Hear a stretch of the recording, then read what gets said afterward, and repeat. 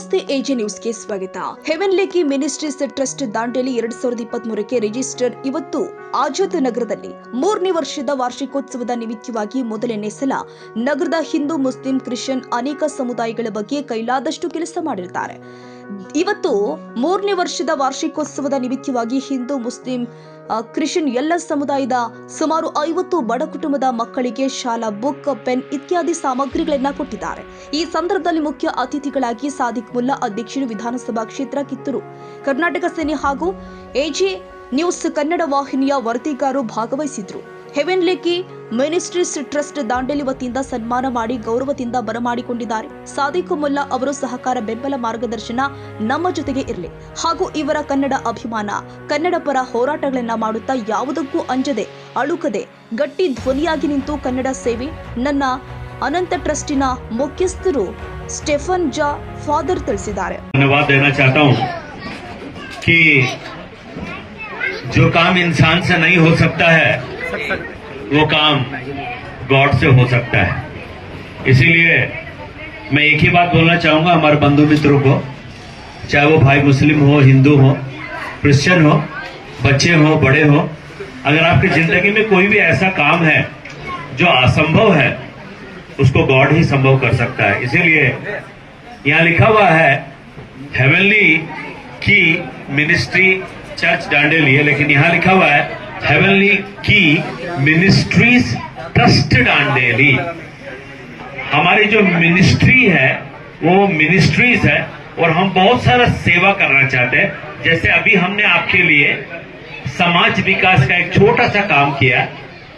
आने वाले दिनों में आपका सहयोग रहे तो, आजाद नगर के भाई बहनों का सहयोग रहे तो, और हमारे मुल्ला भाई का साथ हम जरूर बड़े बड़े काम कर सकते हैं. मैं केवल अपने ही समाज के लिए नहीं परंतु हिंदू, मुस्लिम, क्रिश्चियन हर जाति धर्म के लोगों के लिए मैं करना चाहता हूं. हेवनली की मिनिस्ट्रीज ट्रस्ट का गुरु है, यही मेरा उद्देश्य है. ये 4 बात बोल के मैं प्रभु को धन्यवाद देता हूं और जो पारिक प्रेजेंटेशन है जो कर रहे हैं मैं उनको भी सहृदय से धन्यवाद देता हूं और हमारे आमंत्रण को स्वीकार किए मेरे जितने भी भाई बहन लोग हैं उनको भी धन्यवाद देता हूं और हमारे सादिक मुल्ला को भी करके पास्टर रोशन के लिए और उनकी प्रिय पत्नी बच्चों के लिए भी मैं धन्यवाद देता हूं. 4 बात बोल के मैं इस समय इस प्रवचन को यहीं पर रोकता हूं. जय प्रभु यीशु, जय कर्नाटक.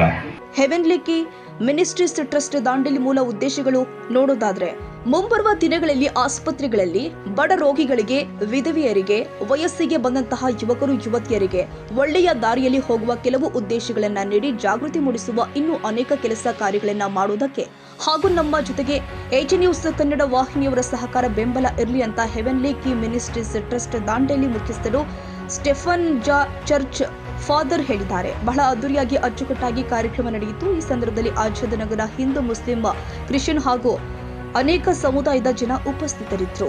Sadiq Mulla, Dandeli, AJ news.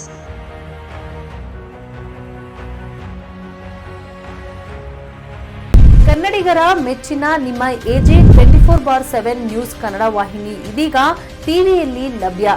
ವೇಳೆ ನೋಟಿಸ್ ಕೊಟ್ಟಿದ್ರೆ ವಾಪಸ್ ತಗೋತೀವಿ. ಇವತ್ತು ವಕ್ಫ್ ಪ್ರಾಪರ್ಟಿ ಅಂತೇಳಿ ಬರ್ತದೆ ಅಂತ ಹೇಳಿದ್ರೆ ರೈತರು ಬೀದಿಗೆ ಬಂದ್ರೆ ಏನ್ ಮಾಡ್ಬೇಕಾಗತ್ತೆ? ಯಾರು ವೋಟ್ ಹಾಕಿಲ್ಲ ಅಂದ್ರೆ ಗ್ಯಾರಂಟಿನೆಲ್ಲ ಸ್ಟಾಪ್ ಮಾಡ್ಬಿಡ್ತೀವಿ.